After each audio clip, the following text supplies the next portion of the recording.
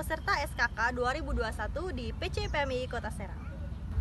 Di sini saya akan menjelaskan tentang materi SKK yang sudah saya pelajari, yaitu tentang stigma budaya atau stigmatisasi budaya.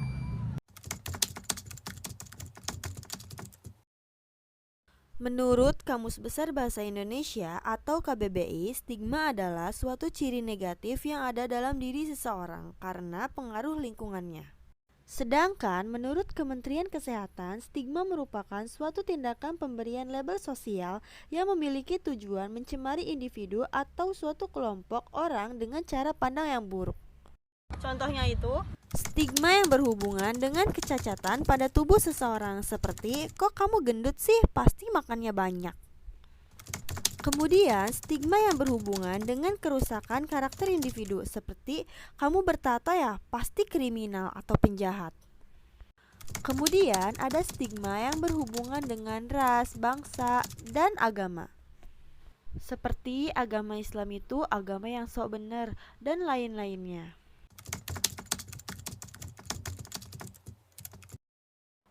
Kemudian ada budaya atau kebudayaan, merupakan elemen subjektif dan objektif yang dibuat manusia yang di masa lalu, meningkatkan kemungkinan untuk bertahan hidup dan berakibat dalam kepuasan pelaku dalam lingkungannya.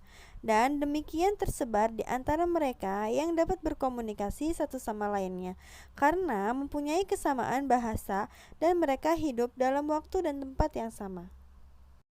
sampai saat ini saya menyadari bahwa masyarakat kita paling suka menilai orang lain.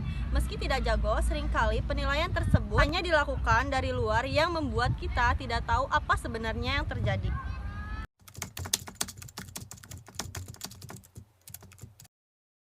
Dalam masyarakat patriarkis, nampaknya tak ada yang bebas dari stigma negatif. Perempuan menjadi subordinasi laki-laki yang dipandang setingkat lebih rendah. Padahal, dalam buku analisis gender dan transformasi sosial, Mansur Fakih menampik bahwa semua itu bukanlah kodrat, melainkan konstruksi gender dalam masyarakat patriarkis. Kita patut belajar untuk menyadari bahwa di dunia ini bukan hanya berisi laki-laki maco dan perempuan yang lemah. Kita perlu menghargai dan tidak latah terhadap keberagaman.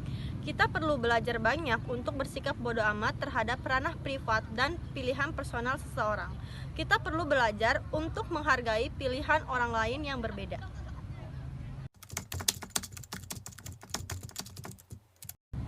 Perempuan menjadi korban utama yang selalu berada dalam bayang-bayang laki-laki. Pandangan seperti ini dilanggengkan dengan legitimasi kodrat. Laki-laki harus jadi kepala rumah tangga. Perempuan harus melayani suami sepenuh hati. Itu kodrat katanya. Paling penting, kita perlu menganggap semua orang sebagai manusia tanpa label feminim, maskulin, maupun label lainnya. Kodrat perempuan sebagai ibu rumah tangga mendapat tekanan berlebihan dan bahkan direproduksi di dalam sosial secara terus-menerus. Stigma yang tidak produktif ini terjadi secara meluas yang menjadi landasan bagi praktik sosial. Sekian dari pemaparan saya terkait dengan stigmatisasi budaya, ilmu dan bakti kuberikan, adil dan makmur kuperjuangkan. Wallahul muwaffiq ila aqwamit thoriq. Wassalamualaikum warahmatullahi wabarakatuh. Bye bye.